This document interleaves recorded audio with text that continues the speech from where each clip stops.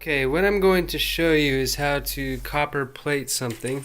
In this case, I'm going to use a drip tip. What you're going to need is a scale, some of the stuff that you buy at Home Depot called Rootkill. And if you look on it, I don't know if the camera can focus good enough, but it has copper sulfate pentahydrate. Copper sulfate is one of the things that you'll need. You will also need, I just used an 18650 with a positive and a negative lead, and a charging plate, as well as a charging anode, which I'll get to in a minute. But you'll need this to basically go into the solution after we're done. Now, you also need a scale. Basically, what you need is 1.5 ounces of Rootkill to 2 cups of boiling water. Now, I've heard that distilled water works best, and I've tried it with distilled water, and it works pretty good. The thing about it is that you need to, if you're just doing stainless steel, then you should nickel plate it first, but you can still copper plate stainless steel, assuming that you scratch it up real good, okay? Now, I'm not going to scratch up and sand and all of that, and I'm not going to use distilled water. I'm just going to use regular water. So what you want to do is you want to tear the container, meaning turn on the scale before you start pouring your Rootkill into, and I poured too much, but that's okay. So you want 1.5 ounces, 1.7. You want 1.5 ounces of Rootkill.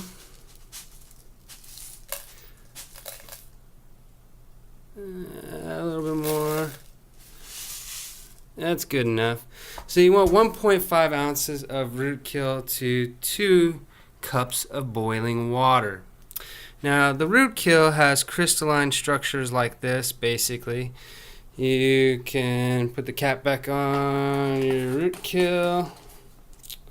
Now, this stuff is really bad. It's really, really, really, really, really, really bad. Do not consume it. Keep it away from children. It is worse than nicotine. Pure nicotine, or the 100 milligram nicotine. Alright, so you pour it on in to your... And I would recommend using glass, of course. But you pour it on into there. And then I'll be right back with the water. So I got my boiling hot water ready to go. So I'm going to turn off the thing. Always wear nitrile gloves when you're messing with this stuff. Because, like I said, the copper, the Rootkill is very poisonous. And you don't want to get any consumed or in you or on your skin. It'll make you irritated, and it's just bad news bears.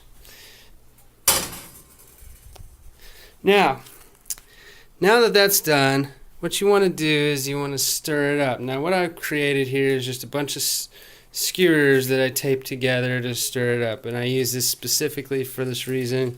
You just stir, stir, stir, stir, stir, stir, stir, stir, stir, stir, stir, stir, stir, stir, stir, stir, stir. After about 30 minutes or 30 seconds or so, it will become all dissolved in this boiling water. And it wasn't quite boiling, but it was pretty much boiled.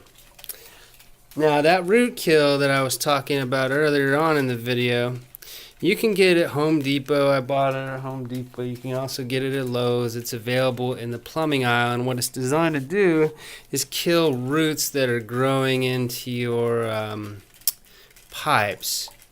It's very bad for the environment. You can flush it down the toilet. You can flush it down the sink. with a lot of water, as long as you're not doing it on a massive scale. Otherwise, it's bad for the environment. The disposal recommendations of it are is once you're done with it, just flush it down the sink with lots of water behind it. Alright, so now that that's pretty much dissolved, and if you were using distilled water, it would be crystal clear blue water. Now what you're going to need to do is you're going to need to connect the negative end of this 18650, or I'm sorry, the positive end of the 18650 to this copper plate. Now I like to sand the copper plate, and then you just dunk it on in there. And then what I've made here is basically a charging plate. I don't know if you can see it very well, but the drip tip's on the end of it, and it's got copper wires. For some reason my camera doesn't want to focus very well, but it's got copper wires going through, and on the other end it just sits there and dangles in the solution. Then I take my alligator clips. Hang on one second while I adjust it here. Alright, so now I've got it attached to my alligator clips, and I dunk it in the solution. Hold on, I gotta readjust this copper pipe because it's sitting at an angle, and you don't want them to make contact. If they do make contact with each other, if this makes contact with that metal pipe, it'll make a dark spot on the drip tip, which you don't really want. You just dunk it in the solution, move it around a little bit.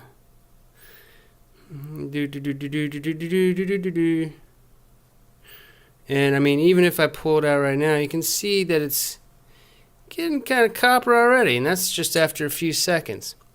So you sit there and you stir it and you stir it and you stir it and turn it, and just make sure not to make contact with the copper pipe, otherwise it'll make a dark spot, and of course it might vent your battery, which we all know is bad.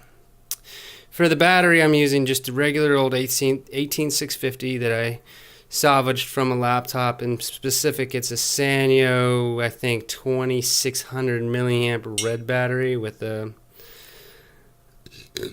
I want to say, green top to it. And as you can tell, there, I got Christmas cards behind it. My camera wants to focus on everything other than the drip tip, but it's not looking very stainless anymore. It's looking more copper. Needs more time, so you just put it in there, stir it around a little bit more, turn it a little bit more, turn it, blah blah blah, turn. Make sure not to make contact with the metal pipe inside.